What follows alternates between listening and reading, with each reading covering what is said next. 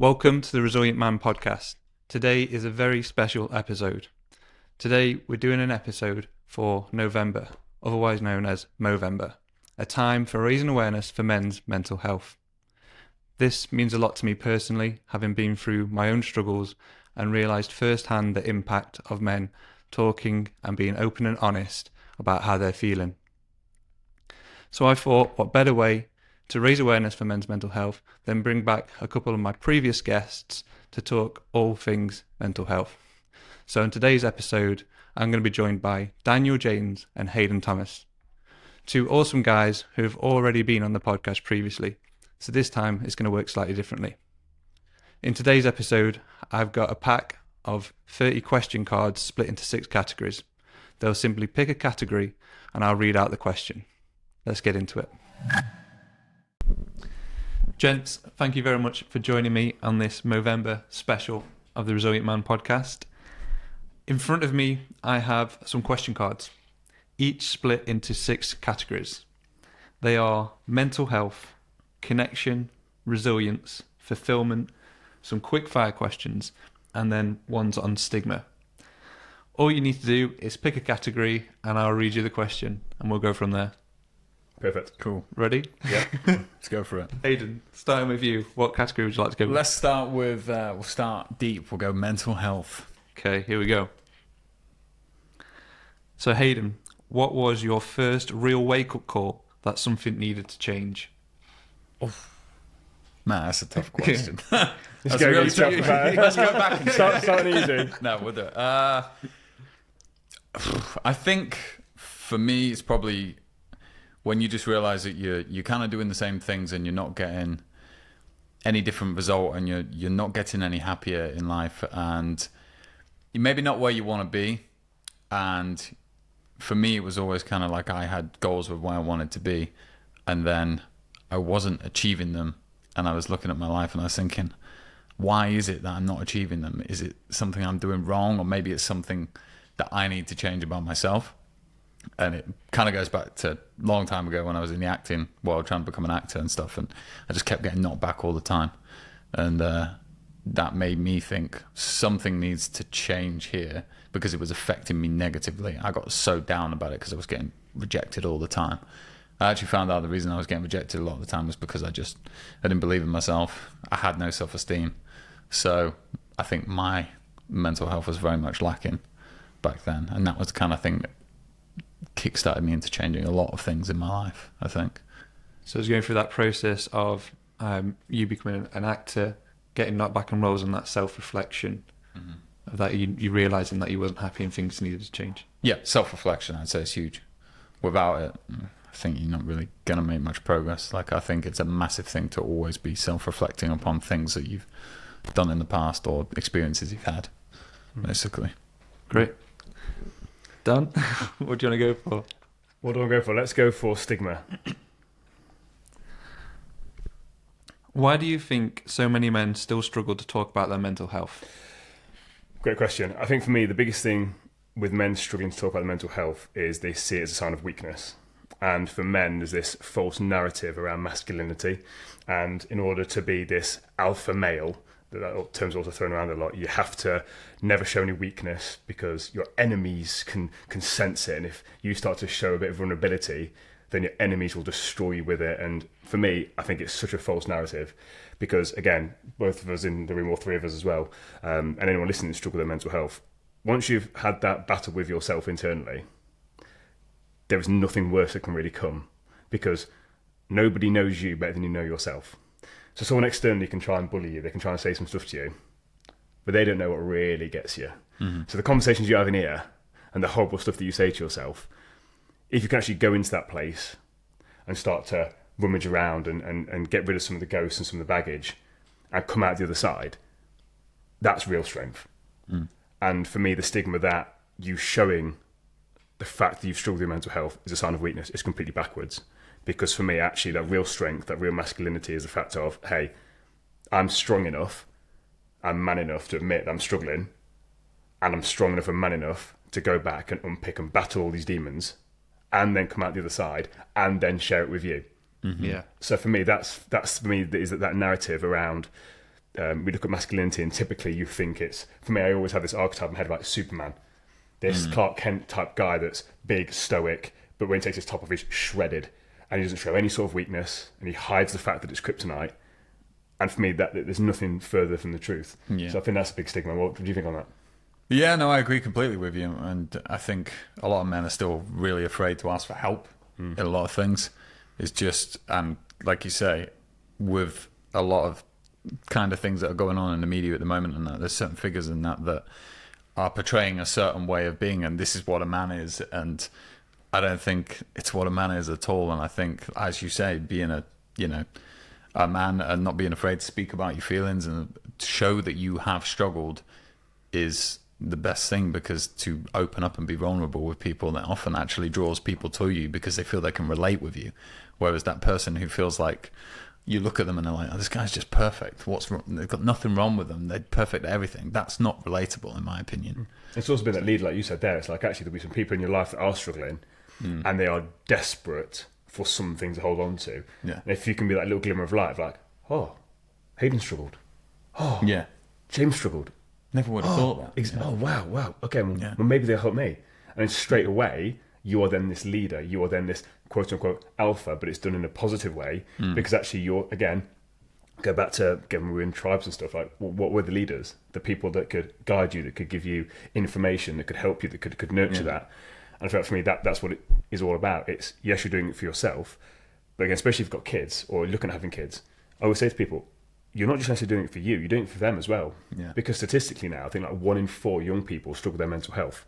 So if you have kids or think of having kids, statistically, them or their friends will struggle. Yeah. So if you can actually say, hey, listen, I know exactly what it feels like to be like this, and you actually can relate to them, straight away you've already got the buy-in, because you're like, oh wow, you actually do. You're speaking my language. You do get it, rather than I've read a book and the book says this. Yeah.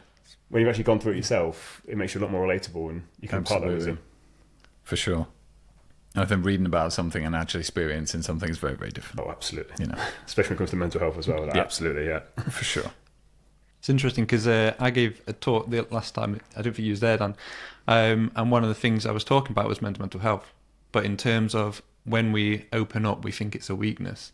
But the spin that I was having is the people that we open up to won't see weakness. There'll be an admiration for your strength, for being open and honest about how you're feeling. And just going off the back of what you were saying, I think that's more of the narrative that we need to start spreading as well. But I think for me, a prime example of this, so you think of like a masculine environment, apart from rugby, football changing rooms. So I just started playing football again. And I recently posted about my book being released. Not told anyone on my football team, but someone had found out.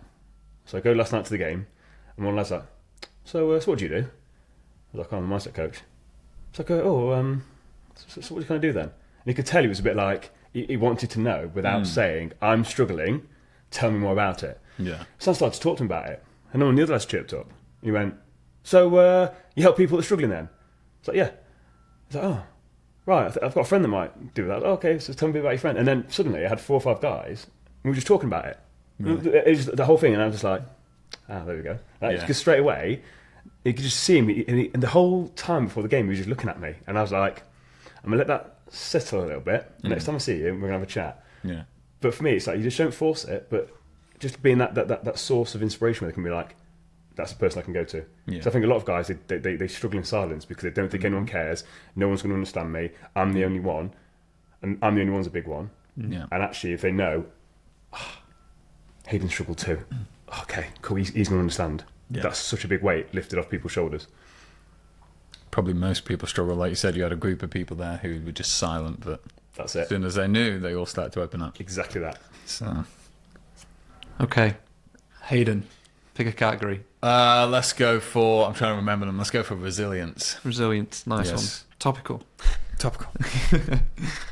How do you handle self-doubt or imposter syndrome? God, these questions are tough. I think, like, no matter who you are, no matter how successful you become, no matter, what you do in life, you're always going to have elements of self-doubt. I still have them all the time, even though, we have a mutual friend, Andy James, who I talk to quite a bit, and, he gives me advice and things like that, but I still, have doubt. And I think sometimes I seek reassurance a bit too much from people, I think. And, self-doubt is normal, but it's kind of hearing it, putting it to the side and being like, okay, there's a little bit of self-doubt, maybe because you've never done something before, maybe because it's brand new. Of course you're going to have self-doubt. It would be ridiculous if you didn't, have self-doubt, because belief and confidence doesn't come from, just nothing. It comes from the more you do it, the more you do the podcast, the more you do the speaking, the more confident you become in it, and that self-doubt seems to creep away a bit.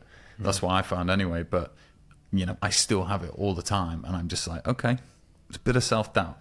It's not going to stop me doing the thing. I'm still going to try and do it anyway and see what happens. I think that's what I do anyway. I think the key things are there. I think sort of hinted on as well. It's the awareness. Yeah. It's asking the question when you notice it comes up, and it's just sort of sitting with it rather than fearing it. Yeah. It's almost been like, oh, that's interesting.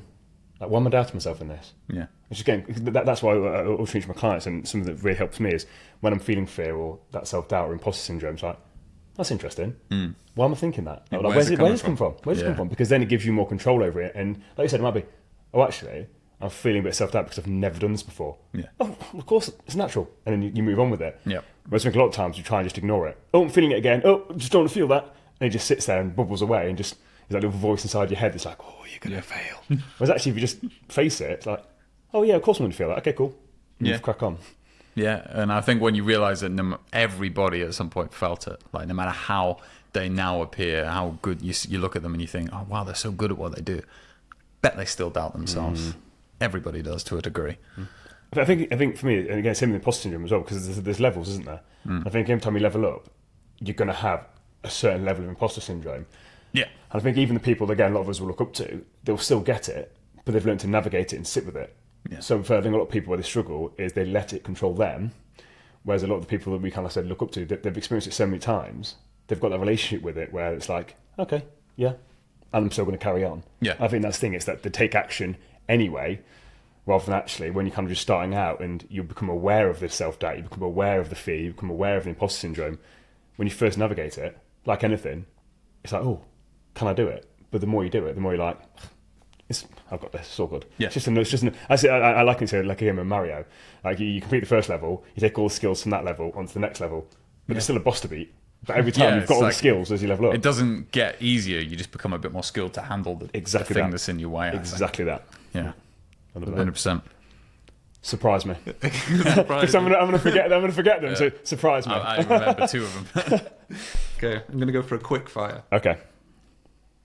What's one thing that instantly lifts your mood? Listen to music.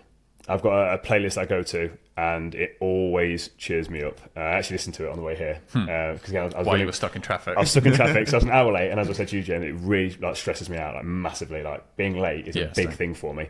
So to be an hour late when I left enough time to be here, I was like, right, playlist, let's go. And I just sang along. It's like I can't control the traffic. Yeah. It is what it is. Me getting stressed about it is just going to make me flustered when I come here. So I had a good sing along. Yeah. And if that fails me and have the opportunity, go on Instagram and look at some like comedy accounts. There's a particular podcast that every single time I look at their reels, I'm literally like got tears in my eyes. Yeah. So for me, just stuff like that just instantly shifts me and puts me in a better mood. Yeah. What do you do? I would say, occasionally the Instagram thing is always helpful. But I say like what was it? If you in a what lifts your mood immediately was it? I would say watching something funny, like I'm a big fan of comedy movies and stuff like that. Old school 80s movies, slapstick comedy stuff, that always lifts my mood immediately. And like you say, music. And I don't know what kind of music you listen to, but like I listen to a lot of like heavy metal and stuff, but everyone's oh, isn't that a bit depressing? And it's kind of like, why does that lift your mood? But it does. It gets me fired up. It gets me pumped up. If I'm having a down moment, I'm always like, put some music on. It's the lyrics normally. Do you find it like when it's the lyrics, especially with there's a lot of the rock and heavy metal? And again, I know a lot of genres do it, but especially rock and heavy metal, it goes deep into mental health. Yeah. So actually, when you're singing the songs, it's kind of, I don't know, for me, I'm very, someone told me the phrase, I like conscious lyricism, which basically when the lyrics are very intentional. I feel like a lot of rock and metal music especially talking about mental health, some of the words, you're like, wow. It's actually like, really uplifting music. Yeah, It's yeah. people think, it's devil music. It's like, it's not. It's the not- opposite. yeah, listen to the Opposite lyrics. of Yeah, that. I Listen to the completely lyrics. agree. Completely agree. Yeah. I love how similar you two are. Just met. Just that, yeah. There you go. First time. There we go. Hayden. Yes. I can't remember the categories again. I'm sorry, mate. Resilience and the other one, mental health. What was the other ones? So ones we haven't had are connection, fulfillment. Let's go fulfillment. That's a nice one. What's one thing you're proud of that your younger self wouldn't have expected? Many, many things. I would say, purely because it's where I currently am in my life right now, I never would have imagined it before, so we'll go with that. I didn't expect 2 years ago to be full-time, self-employed, running a fitness coaching business without another job and being successful at doing that, because I had no aspirations of ever being entrepreneurial. Like when I was younger, I wanted to write blogs and stuff like that, and I liked the idea of the nomadic life, writing a blog in the middle of Thailand. But I had never imagined being where I'd be right now and just doing podcasts and stuff like that. And it wasn't on the cards for me because, like I say, I wanted to be an actor, and then I was a wrestler and stuff. So like this sort of stuff. How old are you? Never be 32. Oh, so you were around in the peak wrestling era as I well. was very much around in the peak- attitude era. Yeah, absolutely. Oh, brilliant. Hey, me and you were going to go. Listen, just thinking, my girlfriend's had a right laugh at me recently. Like, I've been watching old school wrestling videos, Attitude on Instagram. So that when that pops up, that gets me going. Yeah. Like, honestly, I just sit there smiling. The She's like, nostalgia of it all, oh, man. absolutely, yeah. Love Yeah, that. I love it. Well, you wrestled for a while as well, didn't you? I did, yeah. And I was pro wrestler for about 6 months, and I moved to Australia and left. Oh. But it was always like a dream of mine, like a bucket list. to Hey, you've tick done off. it, tick. Yeah, no, I Yeah, love that. did it, had some fun, and then left. I love but that. yeah, What about yourself, Dan? Something that your younger self would be unexpected but be proud of? Me writing the book. I actually write, That's the front of my book is a dedication to the younger version of me. So basically it says, dedicated to people that believed in me before I believed in myself, and younger me, ... we did it.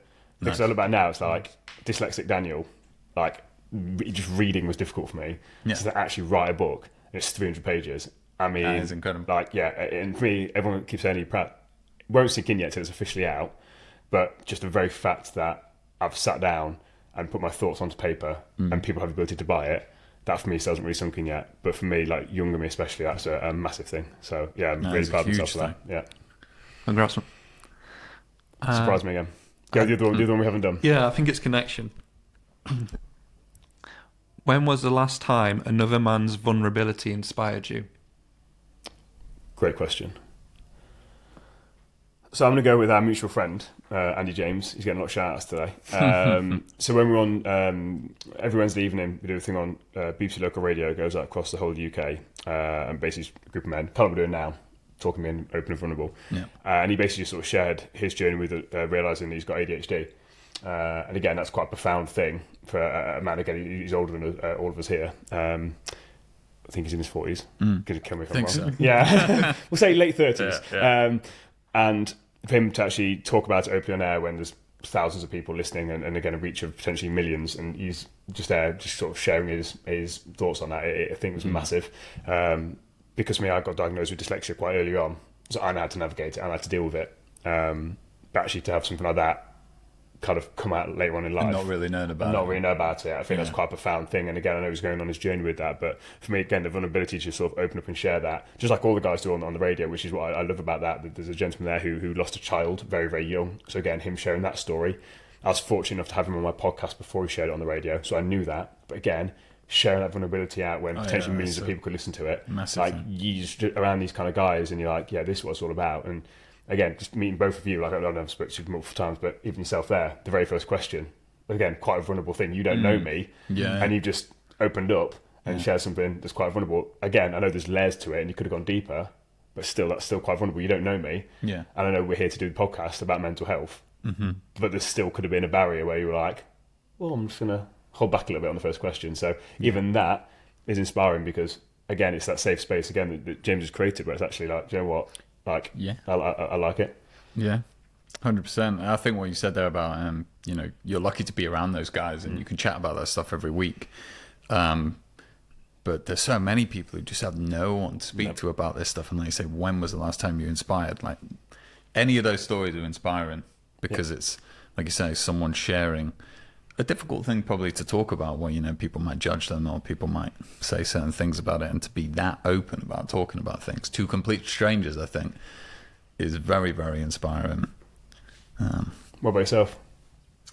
Again, tough, like, because it happens on a daily basis. It's quite a frequent thing. I speak to a lot of people who inspire me. I think, to be honest, probably my best friend at the minute. My best friend inspires me on a daily basis. He's the hardest working guy I've ever known. He's got the most resilience I've ever met of anyone, and just never gives up. But he used to be very much, I don't want to say too much about him, but like he was very much kind of didn't want to share too much. And as I've opened up more, now he opens up more. So when he opens up, it inspires me because I'm like, yes, you know, we are feeling the same way. And I'm glad that you're talking about it now, because before we wouldn't have maybe spoken about it. I love that. So, Yeah, very good. Do you want a lucky dip? yeah, let's go for the lucky dip, mate. See what we got. Okay. I don't think you've had a quick fire. Let's have a look. What's your go-to escape when life feels heavy? Warhammer.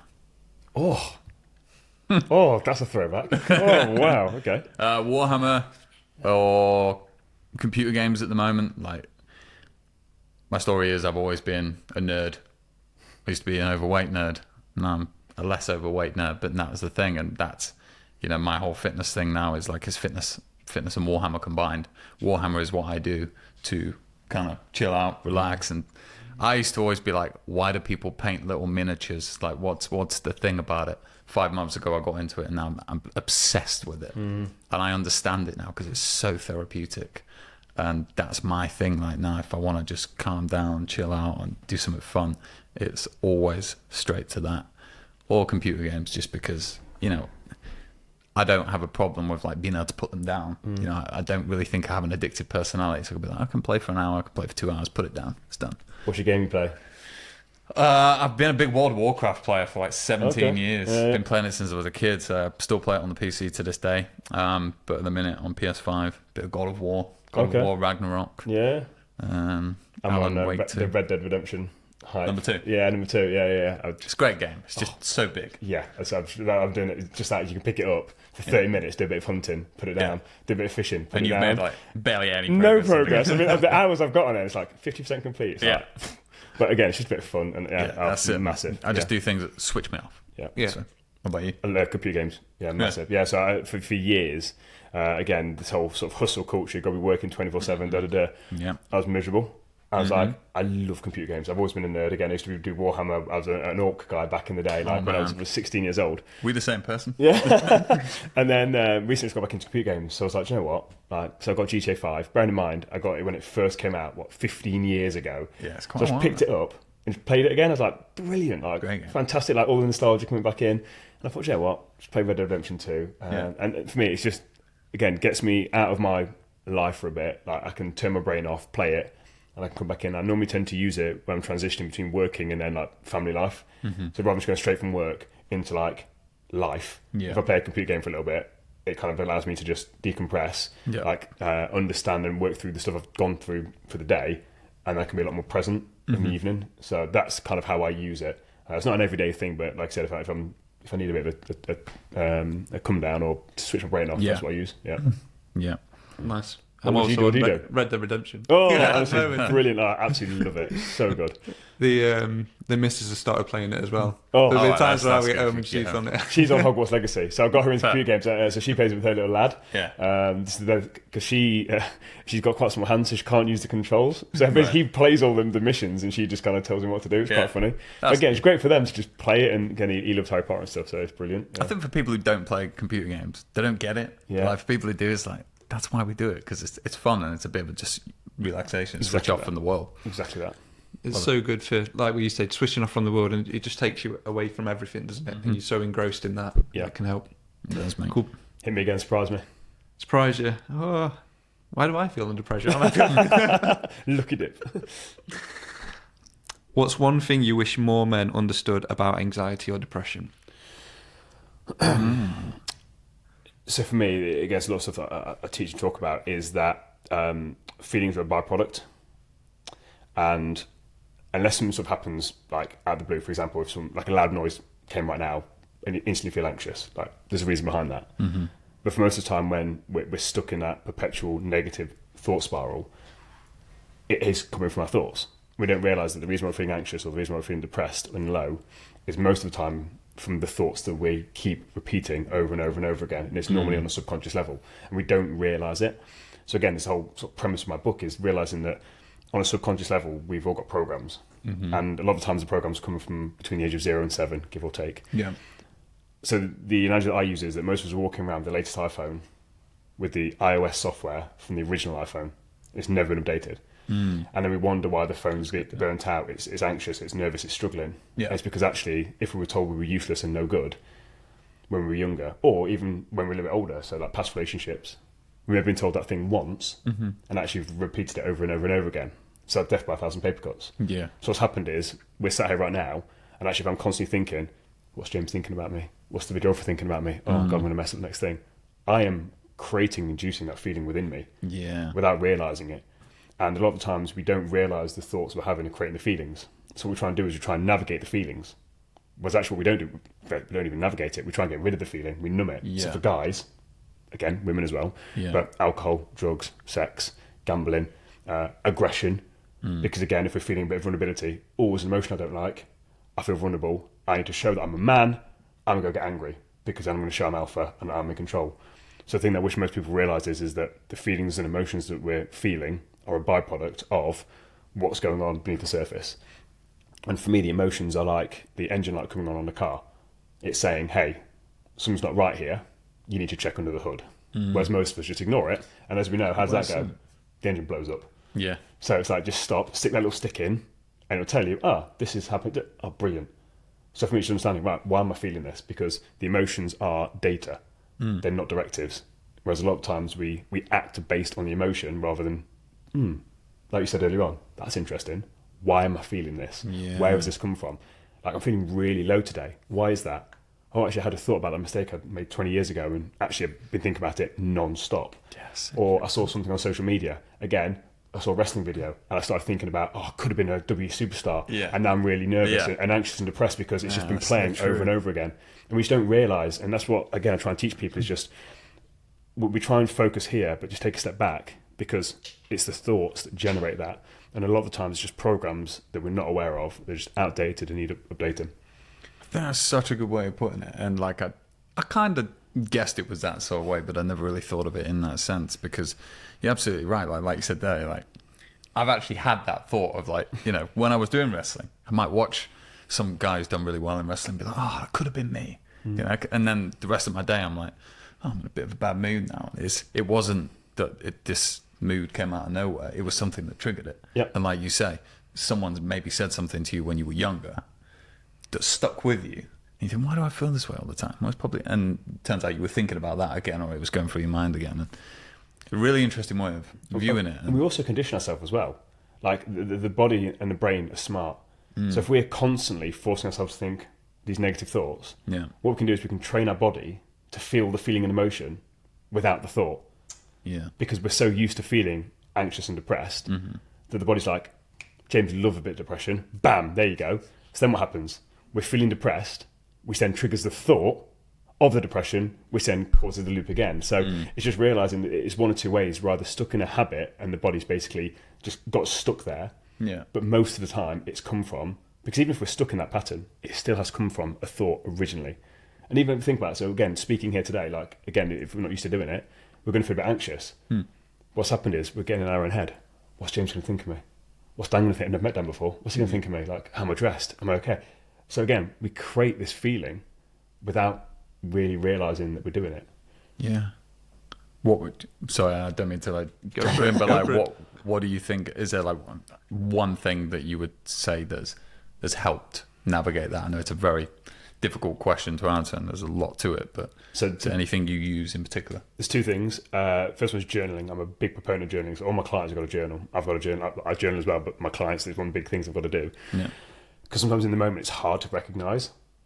So the formula I teach my clients is pain plus reflection equals progress. So normally we sit in the pain. So we feel depressed, anxious, and we just sit in it. Yeah. And we replay it and keep going over it. Oh, God, I had that podcast and I was sweating, I was nervous, I was so anxious. That's what we're doing, creating it all over again and making it worse. So rather than sitting in the pain, can we reflect? So again, get pen and paper and just be like, right, that was really interesting. Came to the podcast studio today and I was sweating a little bit. Why was that? I was late and then I was worried that Hayden would judge me and think I was a certain way. And I kept thinking, well, is James going to ask me a really awkward question? Your own narrative is So creating. then you start to write about it. That's interesting. Okay. So I'm reflecting. Okay, next time I'm worried or feeling a bit intimidated or scared or anxious, what am I going to do? Because that then allows you to learn from that experience to make the progress. So that's what I teach clients. Again, that's a very short answer. Obviously, it's a bit deeper than that, but that's a real simple, easy thing that people can do. And a lot of times in the moment, it's very hard. But actually then a couple hours later, when the emotion has subsided a bit and you've got a bit more of that logical brain coming back in, it's like, okay, interesting. Why did that happen? Again, I know a big point of this, like asking why. Yeah. I'm a massive thing, just why? Yeah. And just keep trying to unpick it because, as I said earlier on, no one knows you better than you know yourself. So a coach can't tell you the answer. Yeah. The coach helps you figure out the answer that you already know. Exactly that. Exactly that, yeah. Yeah. No, thank you. Yeah, Appreciate that. So it's the awareness, I guess, we're coming back to, and the fact that when you journal it, you bring your awareness to it a little bit more. Exactly that. I think that's the biggest thing that people struggle with is the awareness. And again, we're not taught, again, not just as men, as women as well, we're not taught this stuff. So I'm so passionate, we're going to schools to talk about it. From an early age, we're not taught how to navigate emotions. And it's also realising as well that feeling anxious is a natural emotion. If you're walking down a dark alleyway at night time, you should feel anxious. Yeah. You absolutely should. Again, if someone close to you passes away, you should feel depressed. Like, absolutely. But it's when it's prolonged and uncontrolled that it's an issue. But nowadays, we've kind of labelled this emotion as it's a bad emotion. No, it's not. Depression is not a bad emotion. Like, when it's constant and repetitive and uncontrolled, it is. Yeah. Feeling anxious is not a bad emotion. It's when it becomes anxiety because it's uncontrolled and unchecked. That's a problem. We can't just blanket label these emotions as good and bad. Yeah. As I said, it's data and it's trying to tell us something. And it's down to us to figure out what is our emotion telling us. Yeah. That's really cool. I have to read your book, mate. Lucky dip? Yeah, go for a lucky dip, mate. Let's go for it. There's a lot of pressure on you now. I feel like you're thinking, Shouldn't be feeling pressured. Right, mate. When was the last time you truly felt seen or understood by another man? Ooh. Today. Yeah, that was the first thought that came to my head was today. God, that's hard. I was talking about buddy Andy again. But I literally spoke to him a few days ago. Andy James, I'm bringing up again. Chatted to him, felt seen, felt like he knew a bit more about me than I knew about myself in some ways. And it was like, okay, this guy is vastly more successful than I am. He's been where I've been. He understands it. He's been there, and that was cool. And I don't know, I have quite a small friendship group, so I don't talk too much about this stuff. But obviously, going on your podcast the first time as well, you had the honour of being the first guest. The first time we spoke, and that, to just someone ask you questions and just listen to you and not like butt in and just talk. It's always really nice when someone will just listen and not wait for their turn to speak and actually just listen. So yeah, your podcast was one of them, and then I think speaking to Andy the other day and then being on here today. Great, if that helps. But it's interesting, going back to what we were talking about earlier on. It's really funny how they're all intersecting because all three of those people, so James, Andy, and then today, it's being around people that are slightly further on the journey than you or have a little bit more information on that particular area than you, where you can feel seen and heard, where you're like, I'm not alone. Yeah. Like, oh, you see and hear me? Well, yeah, because we've all been there. Yeah. Like, we've all been Absolutely. there, we understand it. And I think that's the thing, go back to what we said earlier on, it's like, actually them just sharing that with you, you're like, so straight away, you then feel empowered because you're like, I'm not broken. Yeah. I'm not the only one. It's natural to feel this way. Exactly. Especially as you said, someone's more successful. Yeah. It's actually fantastic. And again, it's kudos to, again, James, Andy, and again, me in this thing today, like actually creating a space as well where you don't feel judged, you don't feel stupid, you don't feel inferior. It's like, mate, welcome to the group. It's like, it's natural and normal. You're on the right path. Yeah, absolutely. That's one of the premises of the whole podcast as well. Absolutely. So it means it's working. And that's the thing. Do we get feedback like that? Because obviously I'm not sure if you discussed that after the episode, but the fact of actually, because again, it's been going for a while now, that actually some months down the line, like Hayden's still like, yeah, it's actually had a bit of an impact on me. Yeah, That's exactly it. Like, it's massive. Yeah, and I told him straight away, like, well done on how great you did in the podcast, and to have kept going, and that, which is hard enough to keep going and making a podcast. Agreed. Yeah, It's hard enough in itself. Yeah. What about you with that question? What was the question? When last time I forgot the question too. last time we got. When was the last time you felt truly seen or understood by another man? Again, I go back to the radio thing again. Because every week there's basically like a team. We've got about 6 or 7 of us, and we kind of swap in and out each week depending on who's available. I think last week when I was on the radio, because the best part for me is, yes, we're on the radio, it's great, but actually beforehand we should all chat for 10-15 minutes, and we have a little bit of a catch up, and we kind of talk about how our week's been, and just to have these guys that, again, are a lot more successful than me in certain areas, got some that are very, very successful, just to actually get in there, take an opinion on it. And again, each time I've seen them, I've given them a copy of the book, and to hear their view on it, I'm like, oh God, like, this is like, I'm doing something. Yeah. Whereas jumping previously, I'd have been a bit. So there's a massive incident where the host, Aaron, I just signed his book, my name, and he wanted a message, so I just put to Aaron, and he's now seen everyone's messages that I'm writing that are really like in depth, and he's got quite offended by it. But I said, what you don't understand is that for me, I was really paranoid and insecure about even signing my name. Yeah. So I'm like, why on earth would anyone want me to sign the book? Imposter syndrome. Yeah, 100%. Yeah, I was like, I get you. I'm giving you the book, but why on earth would you want me to sign it? Yeah. And my girlfriend said, well, if you knew the author of a book and they gave you a copy, would you want it signed? I was like, yeah. So I signed it. But you have to write a message in a group full of men. Bearing in mind, it's been going for 3 years. I'm a founding member. I know them all well. I still do not feel comfortable about writing a nice message of fear about how it would come across. Yeah. So this whole thing we're talking about here, and I was talking about it on air, and he still didn't buy it, but the others were like, no, mate, I get it. I genuinely was like, I don't want to write a nice message in here in case you think that I'm a wimp, do you know what I mean? Like, I'm soft. Right. Who's this guy think he is? Who's this guy think he is writing in my book? Like, a nice I know exactly what you mean. And it was a massive thing for me, even with all the awareness that I've got. I was like, right, well, that's something I've got to work on. Yeah. Because where's that coming from? This is a very safe space. Yeah. And he didn't. Maybe it's because they're like your friends as well. Yeah, it's like you feel a bit absolutely, weird with your friends. Exactly. Like a stranger, I'm not really bothered. I sign it and they go away. But I've got to see these guys every week. Yeah, I didn't get a Mickey taken out of me of friends book. Like, right. Exactly that, It was like, oh. So again, it's nice in tune with keeping this podcast. Like, that was a massive thing for me of actually feeling judged in a safe space. Yeah. That's interesting. I imagine it's a bit like that when you become famous or something, and all of a sudden people are like, "Would you sign this?" You know, I'm just a guy. Like, what do you want my autograph for? You know. So I mean, I'm not going to say I'm on that level, but yeah, yeah, but maybe One day. Oh dear. Well, yeah, one day we'll go with that. Right, lucky dip. I've lost track. It's Hayden. Oh, it's me again. Okay. Yes. Okay. What's one small habit or mindset that's made a big difference in your well-being?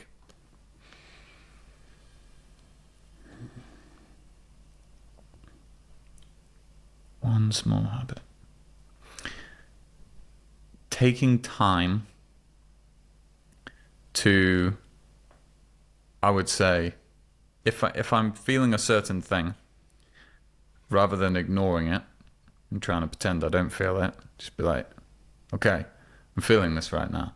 I've had it a few times recently. Just all of a sudden, the days are like, I'm just not doing what I need to be doing in that day. And I know I'm doing it, and I'm like procrastinating, I'm doing all these things. I'm not doing what I should be doing, and I know I should be doing it. And rather than like pushing that to the side, I actually sometimes just go, okay, you know what? Today, we're not going to do these things.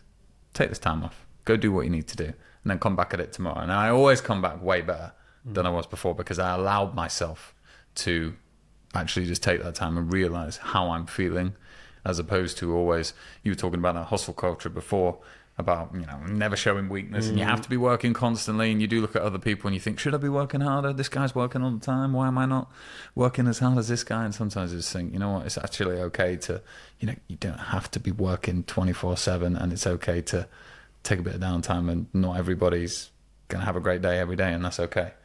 And I think that has helped me in that sense. I always think as well, like you said there, a lot of the guys, not just guys, people in general, they're posting stuff on social media, giving the illusion that they're working. And what it then does is it's a bad cycle, because this person is then giving this fake illusion. Yeah. And then you want to live up to that fake You see it illusion. and you're like, So then you do it as well. So then they're like, oh, Hayden's even working even harder. Yeah. And what it's doing is just, again, a group of people just basically conning each other. Whereas actually, if someone's just like, you know what, like, we struggled today, taking half a day off. Yeah. Okay, can't tell anyone Hayden's done it, so I can do it now. Yeah. And it's just really interesting, isn't it? Like, again, the whole culture around, so especially being entrepreneurs and running your own businesses, it's like you've got to constantly be on. It's like, yes, you do to an extent. There's only so much you can push. And again, like I always said when I was in the fitness space, I never believed in overtraining. It was under recovery. Because you get people that can literally do all those, like a marathon every day for how many days. It's like that would technically be overtraining. Yeah. But the only way they can do it is because they're recovering intensely between. Yeah. But same with entrepreneurship. Like, there's only so much you can go. And as you said, like, you were going. I need to hold back here. You rest, recover, gain the awareness. You go again. You can actually go again. Yeah. So it's that recovery that I think more men especially need to prioritise. And again, have that downtime. Play your Warhammer. Play your computer games. Like, just chill. Just chill out. Because actually, as you said, when you come back, your brain's a bit sharper. You've got a bit more clarity. Rather than trying to force it. Exactly. And also, you've got a better relationship with yourself. Because you're not getting frustrated. You're not getting annoyed at yourself. You give yourself that time. You just calm down, cool, and they come back. Right, let's go again. So it's just helping rebuild that relationship with ourselves rather than just beating ourselves down by forcing it. Yeah, forcing it when it's not the right time. Yeah, I'd say.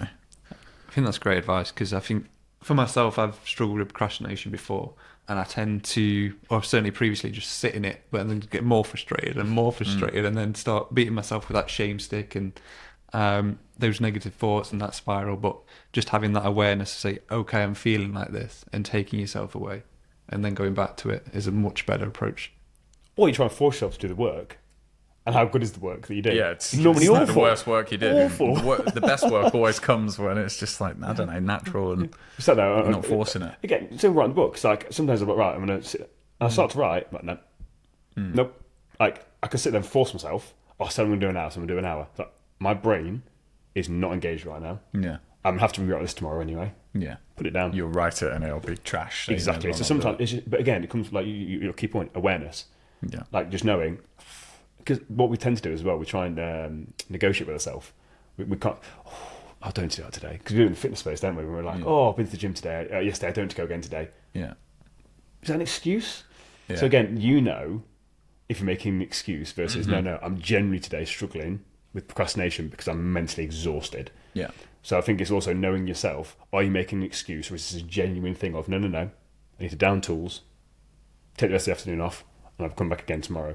So it's that delicate balance of making excuses versus no. This is legitimate. Like I can't write anything today. I can't focus. I can't concentrate. Yeah, you're not for going to whatever give your reason best that is. self. Exactly that. Yeah, absolutely. I'm going to read you out the topics and let you choose. Okay. Go on Pressure's then. too much. Yeah. Mental health, connection, resilience, fulfillment, stigma, or quickfire. I'm going with resilience. I don't think we've had one on resilience. We've had one Brazilian. Oh, did we? Oh, there we go. The last one was resilience. Oh, was it? Okay. that's it. Oh. How do you define strength, and has that changed over time? Great question. Really good question. These are great questions. Tough questions. Yeah, mate. tough questions. Really I good. need like an hour to think of them. How do I define strength? For me, true strength is becoming aware of the weaknesses and working through them. That for me is real strength, because I feel like for me, our strengths are only our strengths because we've worked on them. Mm-hmm. Sometimes we're playing a sport, let's use football. The only reason I'm so good with my left foot is I've worked on it. Yeah. So that strength has come from me realising I'm not very good, I need to get better. So for me, true strength is actually realising, okay, well, what areas of my life am I either ignoring, procrastinating on, abusing sometimes, and working on that to actually then become a more rounded, well-rounded human being. Because then we talk about relationships, don't we? People say, oh, the grass is always greener. And I was like, no, the grass is greener where you water it. Mm-hmm. So it's looking at our life, and it's been like, well, actually, just again, I know potentially you've seen those things. We've got like the life wheel or something where you can basically tell you all the areas of your life, and you sort of gauge it. For me, it's just having that real honest inventory of your life and being like, what do I need to work on? And for most people, the main place to start is yourself, because if things externally aren't going great, it's working on ourselves. But then with that is there's then areas within ourselves. So for me, true strength is looking at ourselves, having a very honest assessment and being like, right, actually, I know I'm not good at communicating, whether in a relationship or friendships or whatever, or I know that I'm not good at socialising or public speaking or whatever it is. I'm going to work on that. I'm going to address that. So for me, real strength is just being vulnerable and honest enough with yourself to want to do better. That for me is what I class strength as. What about yourself? What would you? No, I like. I've given you some time to think now. Yeah, even still though, it's a really difficult question. I actually don't think I have the answer to that question off the top of my head. But I do like what you said there about. I think a lot of, I've been guilty of it in the past. Had a particular weakness of something, and rather than think I'll work on that, I just leave it over there. I'm never going to be any good at that. And then I look back at my life now, and here I am. I can talk quite comfortably. 10, 15 years ago, I couldn't talk quite comfortably, and I was very nervous about stuff. And I realized over time, that skill's actually been developed.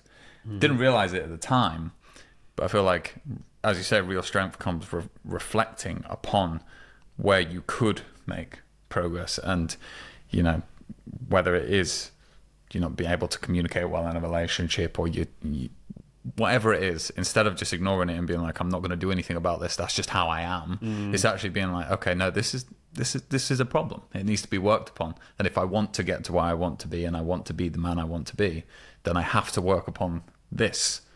So yeah, I agree with you, but I don't really have an answer as to what I think true strength is, because that's a hard question. It is a hard question. But it's interesting thing you said about relationships as well, because I look back at my life and I was used to blame my exes. I'll sit here and be like, all my exes were terrible. It was their fault. It was their fault. Yeah. It was their fault. It was their fault. Yeah. Actually, I was on a podcast about 2 years ago when I was telling a story about one of my exes. And again, the actual information and the facts of the story were correct, but the narrative I'd created around it just made me the victim. I just stopped off for this podcast and I went, I actually don't know how much of this story is true. Really? So I had to really reflect on it and be like, okay, this happened and this happened, but all the rest is just a story I've created to make me the person you feel sorry for. Yeah. But it's like, actually, I played a part in that. Yeah. And that's when I really took a step back and realised that I was the common denominator in all my failed relationships. And yes, they had a part to play, but I also had a part to play. Of course. It's the part when I look back and I was like, actually, like they probably did that because I did this. Yeah. I'm going to go work on that. That's it. And then it helps me then show up in the relationship I am now. And it got not just in relationships with partners, but also friendships as well. Because I feel like when there's an area like that in one area, it can come out in other areas, whether it's at work, in friendship groups, and social situations. Yeah. 100%. So just having that strength to be like, actually, yeah, I messed up there a bit. Yeah. I need to work on that. I'm always a bit wary about people who say that, like talking about relationships, it was always the other person. It was never them. And I think maybe it's time to look at yourself and think, Some perhaps jobs. it was something you did. Yeah, some jobs. Oh, my ex-boss. And it's like, Yeah, it's always did the you say boss. that about the other three? Yeah, my co-workers. All your co-workers? Yeah. So, okay. Yeah, maybe it's an element you need to work on. Yeah. Yeah. Hayden. What haven't I chosen? What was the one? Was the one beginning with C? Connection. Connection. Let's go with connection. I haven't chosen that one, I don't think. How comfortable are you opening up to your friends, and what makes it easier? I would say I'm very comfortable opening up with my friends purely because I have a very tiny friendship group of about 3 people. And when I say friends, I mean people that I would trust my entire life with, tell them anything, that they have my back. Yes, I have lots of mates, I have lots of people I talk to, but there's only 3 people in the world that I would go to for anything. So I feel like if I couldn't open up to them, they're probably not that great of a friend. So I have no issue talking to them about pretty much anything. What was the second part of the question? Sorry, I do apologize. My mind's like going blank as I'm saying these things. That's all right. How comfortable are you to opening up to your friends, and what makes it easier? What makes it easier? I guess feeling safe, feeling like that. My best friend Woody, I can tell him anything, and I know that he'll tell me the truth. And it may not always be what I want to hear. And he has been harsh with me many times, and he said, "You were a dick," or "You did this wrong," or he tells me the truth. But I love that about him because I know that everything he is saying is not coming from a place of being malicious or trying to hurt me or trying to hurt my feelings. It's coming from a place of love. It's coming from a place of, I want the best for you as a friend, and I'm telling you this purely because I want you to get better and I want you to improve. So I feel very, very safe in that sense. And I know a lot of people don't have that friend that they can maybe go to and be that honest with, that nothing is held back. But I'm very lucky in that sense. None of that. What about you? There's a phrase I say to people: the truth will hurt you, but it'll never harm you. Mm-hmm. So in the moment, to hear the truth, it hurts. Yeah. But it'll never harm you. Sting. Because it's like, actually, the people that can tell you the truth genuinely care about you. Yeah. So your friend there, Woody, could have been like, oh, mate, no, it's not your problem. No, Yeah. it's all them. But that doesn't help you. No. But when someone actually cares about you that much, like, mate, you need to work on this. Exactly Because that's that. not cool. And you're like, well, that's not cool. So then you feel in the moment, like, there's always going to be that feeling of like, oh, man. But actually, long term, that awkward conversation, that uncomfortableness will then help you grow. You're like, oh, you were right. You know? Exactly. Same with relationships. Like, even now, my girlfriend tells me some stuff. In the moment, I'm like, Yeah. but I'm like, right, take a step back. Yeah. Is there truth in that? Yes, there is. Right, okay. I'm sorry. Yeah, we'll work on that. Yeah. And again, always, if there's truth in it, I'll always thank you. Thank you for actually having an awkward and uncomfortable conversation with me. Yeah. Because I needed it, because that was an issue. And it's only going to make you better in the long run anyway. And help the relationship, friendship, Yeah, whatever you absolutely. want to insert. Like, we needed to have this so we could move on and get better. Yeah. Absolutely. Hayden, Dan, you're up next. Top right. It's Yeah. got the most in it, hasn't it? That's it. That's what I was trying to, that's what I was trying to gauge it. I can't see what they are, but I was like, yeah. What does happiness look like for you, and how do you protect it? So this has changed a lot, and since we've talked about happiness, the most common thing that I get from clients when they come to see me is they want happiness and success. And I always say to them, define it. It's amazing how many people can't define happiness or success. I'm like, well, if you can't define it, how are you ever going to know that you're working towards that? Because you could be taking actions, making decisions that are moving you in the complete opposite direction of that.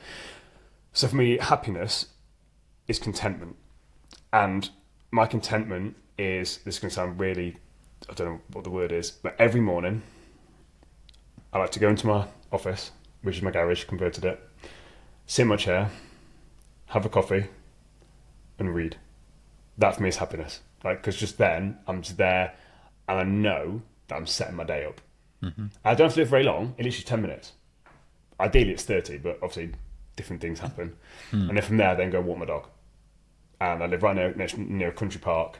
So for me, that morning, that routine on an ideal day is brilliant for me. It's bliss. Yeah. Because one of the biggest things that I realise when I struggle with my mental health is that when I'm feeling stagnant, I feel like I'm not making progress in my life, I massively struggle.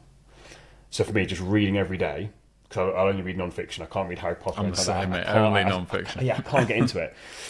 I have to read non-fiction. So if I read even just 10 minutes a day, I cannot go to bed the same as how I woke up. So whether my logic's flawed or not, for me, I'm like, cool. I'm not stagnant. I've made progress. So even if the rest of the day's a write-off, I've learned something in that 10-minute reading.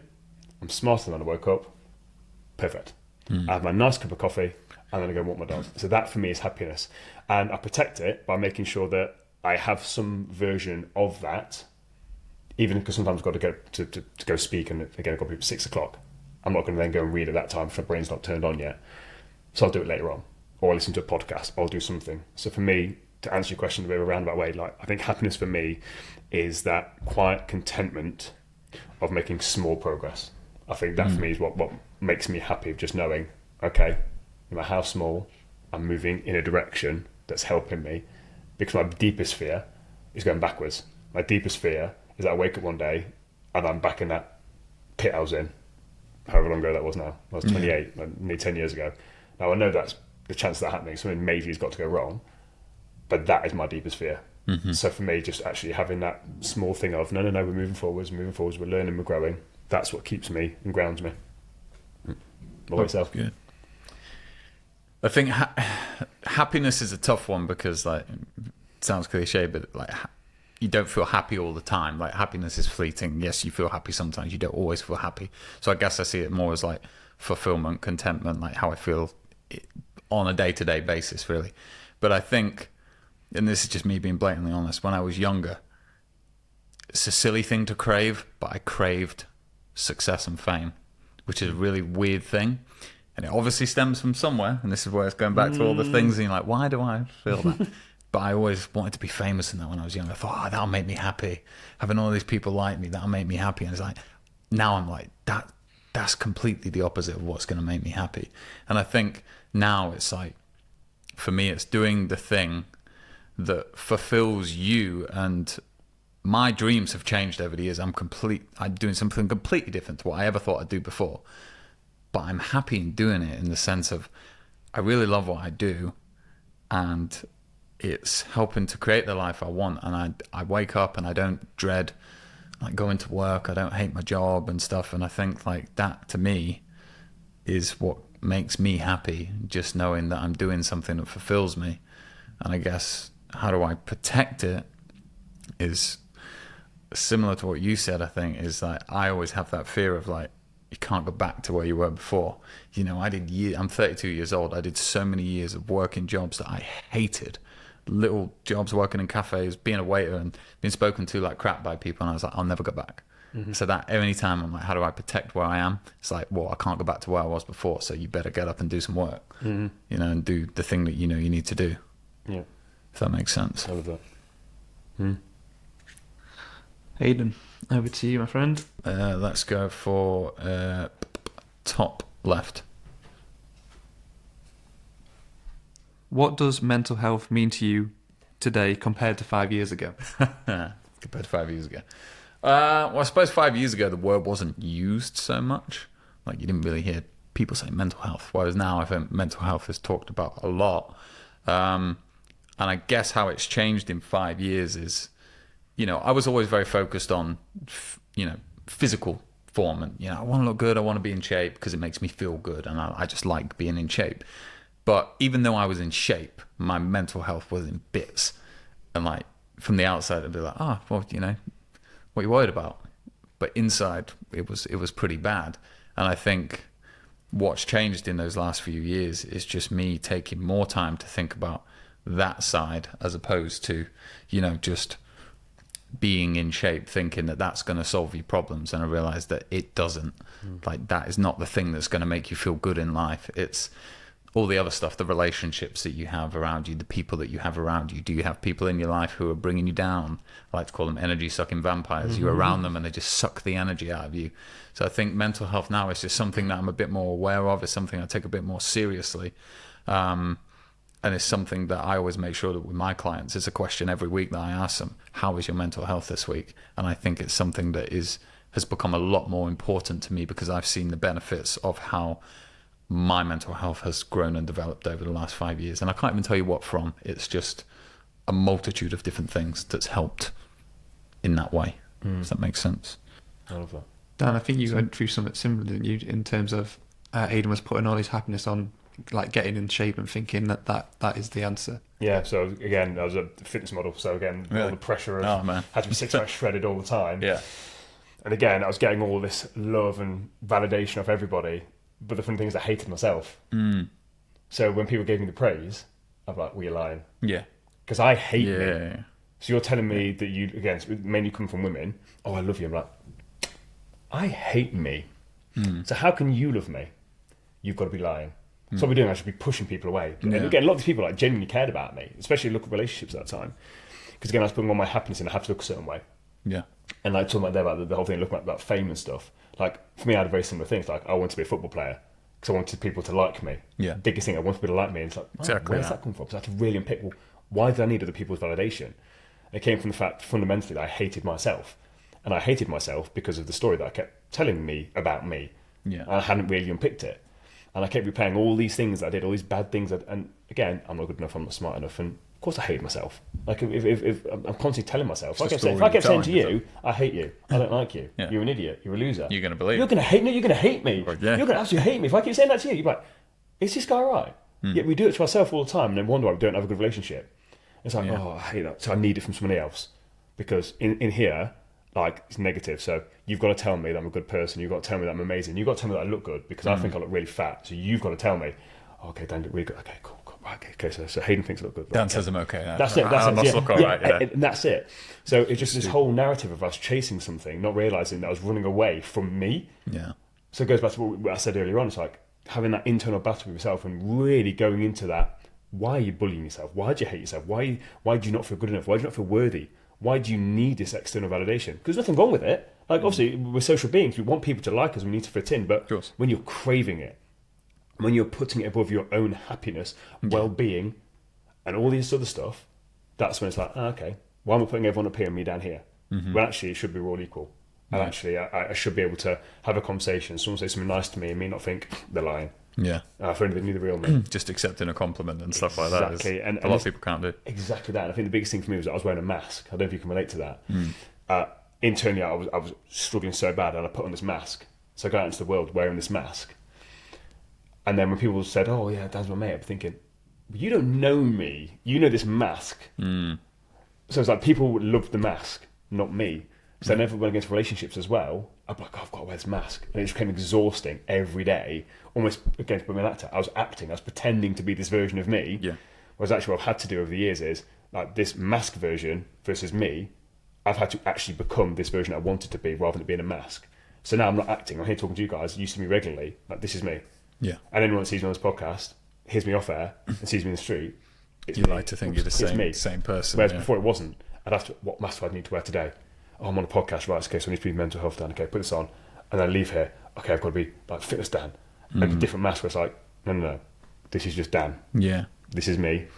And it's just so. Do you think that just came with age, though? No, it came with a lot of hard work. Yeah. Trying to unpick why I was wearing that mask and like what was the gap. Like why did I feel the need to wear this mask? Because for me, and it all came down. I'm not going too deep on it, but like little me, like, basically felt really inferior, so I basically had to create these personas and these characters and again physically make myself a thing, so that people looked at me a certain way and I'm not going to mess with him because I was scared. So if I look a certain way, no one's going to mess with me. If I act a certain way, people are going to like me. When actually I had to really like look at little Daniel and be like, mate, where's this come from? Like, what do we need to do? Yeah. So yes, it came with maturity and age, but a lot of it was a lot of hard work of unpicking. Well, where, like we keep saying, where has this come from? Exactly, self-reflection. And that's the difficult stuff that people, again, like I said, it's because it can be. If you walk around a bad neighbourhood, bad things can happen.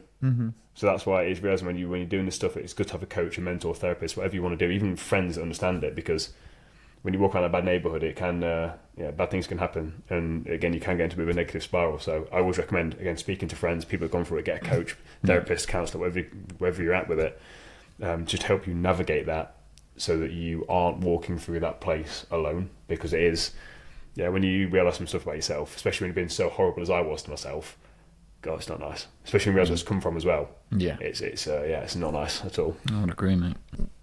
So I'm going to give you one last question, Dan, which is going to be the quick fire. Who's someone who's had a massive impact on your mental health? Positively or negatively? Oh, positive, yeah. I was like, well, which direction are we going down here?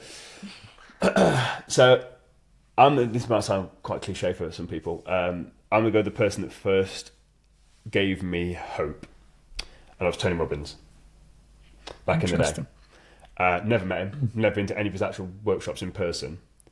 But Unleash the Giant within. Yeah. And he's got this massive one, again, cost however much money it is. But I listened to him on some podcasts where I was really struggling. He was the first person that I really listened to. And I was like, this guy makes sense. And again, he was this kind of archetype of a strong masculine man. He's 6 foot whatever he is, and he's got this deep bellowing voice. And how I coach is very much how he coaches. It's just like, I'm going to force you to change, like, because I care. And it's like Harry, it's no BS. It's very blunt and to the point. It's not softly, because I don't need softly. I need someone to just tell me I've messed up, tell me what I need to do, and I'll do it. And that's very much his approach. And I thought, so I just started to listen to, again, all free stuff that's online. That's what I say to people. You can't use finance as an excuse. I understand not everyone can afford coaching. I get that. Not everyone can afford therapy, counselling. I get that. But you can't use not know as an excuse. Because there's free resources online. We have more information on our phone now that has been available to any king, queen, or emperor in history. Just go onto YouTube, whatever you're struggling with. And again, not all of it's great, but if you look at somebody like you, Tony Robbins, that's been around for decades, has got proven track records, listen to him. You may not like it, but it will get you down a path. It will start you off. And then what's happened is by listening to some of his stuff, it led me to other people. And then it's kind of rolled on. So for me, it's a massive influence. Again, I know we're doing a lot more business stuff nowadays, but for me, back in the day when I was struggling, he was somebody that was just like I'm going to listen. And I did. I just sat up and I was like, just tell me. Like, obviously, I didn't say this myself. But I was listening to it. Like, just give me something. And it was. And I applied it and it worked. Great. And the biggest thing that I got from him was you've got to have some sort of goals. Because the analogy I use is that I was just a boat sat there in the sea of life. And if a boat doesn't decide where it's going, the sea of life will determine where it goes. And that's what I'd done. I basically made no conscious decision of where I wanted to go in my life. So my life had just ended up where it ended up. Like even the whole modelling thing, I didn't ever want to be a model. But Tony Robbins was like, where do you want to go? What do you want to do? And it was the first time I thought, what do I want to do? What do I actually want to do? Not what my mum wants or my teacher. Yeah. What do I want to do? And that then allowed me to explore that. And that led me down there. What about you? What's your big thing with that? See, I was thinking of this as you were talking. I'm like, who has been the most impactful on me on this sort of stuff? And it's weird because what got me into this kind of self-help, mental health sort of thing is not the kind of stuff I look at now. Years and years ago, I used to read a blog that's no longer around, and it was called Bold and Determined, and it was quite a masculine, hyper masculine. I look back at it, I'm like, I was about 21 at the time, and I was just like, I had no male role models in my life, so I was like, I need someone, and kind of went down that path. And I was like, no, I don't really agree with a lot of that now. So I try and think now, who do I look at now? And it's like, I don't really watch stuff now. Like, I read Tony Robbins' book. I used to read a lot of books, a lot of non-fiction books. I don't really anymore because I found that I was just reading, consuming all the time. And I'm like, I know this stuff. I know it. Stop regurgitating it. I know what I'm doing. I know what to do. I'm just not doing it. So now, like, it sounds cliche again, but like my best friend, Buddy, inspires me because he's way stronger than I am mentally. And I look at him and I'm like, look, he's going through way more than I am. If he can do it, I can do it. And he's always there to kind of give me that guidance. So my actual person is Woody rather than, a figure in the space, I guess. I love that. I love the fact it's someone like not a big thing as well. I like that. Yeah. Yeah, it changed over the years. Yeah, I like that. So I've got a little story to end that I came across recently, and I thought it'd be worth sharing. So bear with. I've written it out a little bit just to do it justice. A soldier with PTSD, post-traumatic stress disorder, fell into a hole and he couldn't get out. When a senior officer walked by, the soldier cried out for help, but the officer just yelled back, "Suck it up, son, dig deeper and drive on," and threw him a shovel. The soldier did what he was told and dug the hole deeper. Another officer went by, and again the soldier cried out for help. The officer told him to use the tools we've given you, and then threw him a bucket. The soldier used the tools, and he dug the hole deeper and filled the bucket. A psychiatrist walked by. The soldier called out for help. So the psychiatrist gave him some drugs and said, "Take this. It will relieve you from your pain, and you'll forget about the hole." The soldier said thanks, followed the advice, but when the pills ran out, he was still in the hole. A psychologist went by.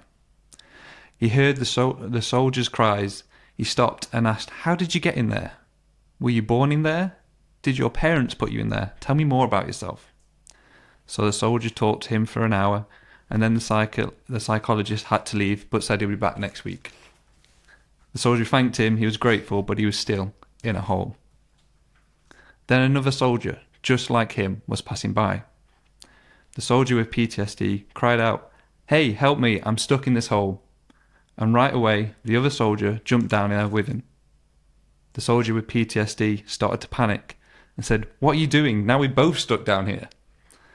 The other soldier just smiled, put his arm around his back and said, "It's okay, calm down. I've been here before. I know how to get out." And I read that recently and it really struck a chord with me.